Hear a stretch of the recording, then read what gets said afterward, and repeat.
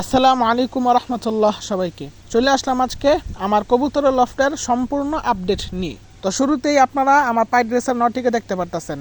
সূর্যের আলোতে ওকে এখন বুঝাই যাচ্ছে না। তারপরে এই যে দেখেন আমাদের সিরাজি আর একটা বোম্বাই মাদির জোড়া দেওয়া। তো ওদের আলহামদুলিল্লাহ একটা বাচ্চা হয়েছে। তো গত ভিডিওতে আমি দেখিয়েছিলাম যে ওর একটা ডিম পেড়েছিল, সেই ডিম থেকে এখন একটা বাচ্চা হয়েছে, আর বাচ্চাটাও মাশাল্লাহ অনেক বড় হয়ে গেছে। এই যে দেখেন মাশাল্লাহ বাচ্চাটা দেখেন ওর বাপ মা কত খাওয়াইছে, আর বাচ্চাটা মাশাল্লাহ গ্রোথও ভালোই হচ্ছে। ইনশাল্লাহ এ বাচ্চার একটা মাদি বাচ্চা হবে, কারণ ওদের বাবা মা প্রথম ডিমটা ভেঙে ফেলেছে। মানে যেদিন ডিম পারছে সেটার পরের দিনই এই প্রথম ডিমটা ভেঙে ফেলেছে। তো এটা হচ্ছে দ্বিতীয় ডিম। তো দ্বিতীয় ডিমের বাচ্চা সাধারণত মাদি হয়, তাই ইনশাল্লাহ এই বাচ্চাটা একটা মাদি বাচ্চা হবে। এই যে দেখেন আমার পাইট নটটা ওর বাচ্চাকে খাওয়ার জন্য কিভাবে ডাকছে, আর ওদেরও বাচ্চা ফুটেছে। ওদের বাচ্চা এখন অনেক বড় হয়ে গেছে, এখন ওদের বয়স হয়েছে 25 দিন। এই যে দেখেন মাশাল্লাহ আমার পাইট রেসার ফ্যামিলি, দেখছেন মাশাল্লাহ কতটা সুন্দর লাগতেছে।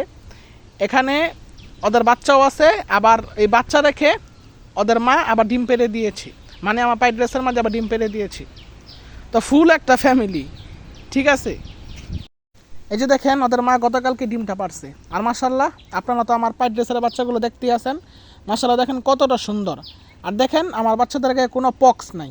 আর এটা থেকে যদি বাঁচতে চান তাহলে সেটা বলতে পারেন, এটা একটা সিক্রেট আছে, তো আমি সেটা বলে দেবো। তাহলে কমেন্ট করে জানান, আমি ইনশাল্লাহ সামনে এটা নিয়ে ভিডিও আনবো যে কীভাবে পক্সের হাত থেকে আপনার কবুতরের বাচ্চাকে বাঁচাবেন। আর এই পক্সই কবুতরের বাচ্চার সৌন্দর্যটাকে নষ্ট করে দেয়। আর কবুতরের বাচ্চারও নরমাদি চেনার একটা কার্যকরী একটা উপায় আছে, যদি সেটাও জানতে চান তাহলে কমেন্ট করে জানান, আমি ইনশাল্লাহ সামনে এটা নিয়ে একটা ভিডিও আনবো। আমার এখানে যেটা সাদা বাচ্চা আছে ওটা হচ্ছে নর, আর যেটা ওই যে একটু বেশি সবজি ছাপা আসছে সেটা হচ্ছে মাদি, মানে ডান পাশেরটা নর বাম পাশেরটা মাদি। আর এই যে দেখেন ওদের বাবা এখানে হাঁটতাছে।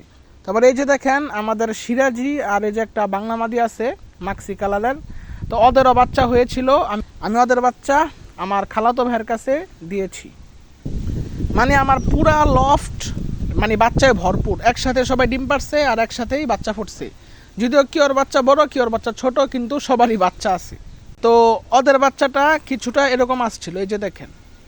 তো এই যে দেখেন ওদের বাচ্চা দুইটাই সিরাজির মতো লাল কালার আসছে, আর সিরাজির মতোই মুজা পাইছি।